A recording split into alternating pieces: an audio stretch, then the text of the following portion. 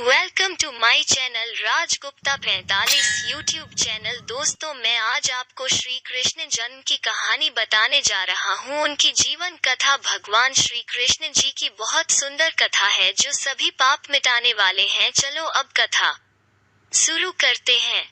श्री कृष्ण हिंदू धर्म में भगवान हैं। वे विष्णु के अवतार माने गए हैं। कन्हैया, श्याम, गोपाल, केशव, द्वारकेश या द्वारकाधीश, वासुदेव आदि नामों से भी उनको जाना जाता है। कृष्ण निष्काम कर्मयोगी, आदर्श दार्शनिक, स्थित प्रज्ञ एवं दैवी संपदाओं से सुसज्जित महान पुरुष थे। उनका जन्म द्वापर युग में हुआ था। उनको इस युग के सर्वश्रेष्ठ पुरुष, युग पुरुष या युगावतार का स्थान दिया गया है। कृष्ण के समकालीन महर्षि वेदव्यास द्वारा रचित श्रीमद् भागवत और महाभारत में कृष्ण का चरित्र विस्तृत रूप से लिखा गया है। भगवद गीता कृष्ण और अर्जुन का संवाद है जो ग्रंथ आज भी पूरे विश्व में लोकप्रिय है। इस उपदेश के लिए कृष्ण को जगत गुरु का सम्मान भी दिया जाता है। कृष्ण वसुदेव और देवकी की संतान थे। देवकी कंस की बहन थी। कंस एक अत्याचारी राजा था।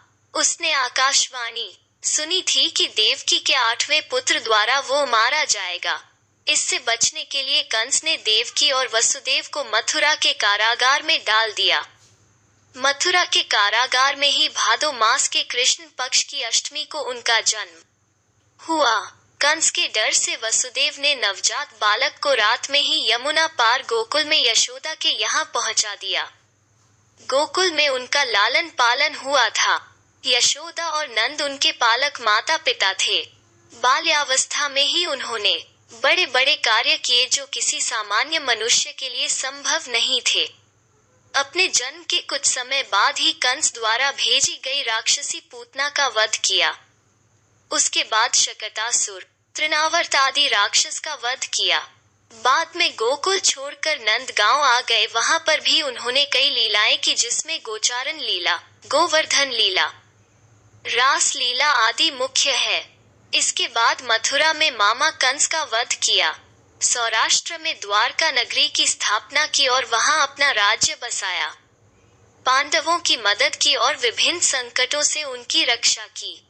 महाभारत के युद्ध में उन्होंने अर्जुन के सारथी की भूमिका निभाई और रणक्षेत्र में ही उन्हें उपदेश दिया। 124 वर्षों के जीवन काल के बाद उन्होंने अपनी लीला समाप्त की। उनके अवतार समाप्ति के तुरंत बाद परीक्षित के राज्य का कालखंड आता है। राजा परीक्षित, जो अभिमन्यु और उत्तरा के पुत्र तथा अर्जुन के पौत्र थे, के समय से ही कलयुग का आरंभ माना जाता है।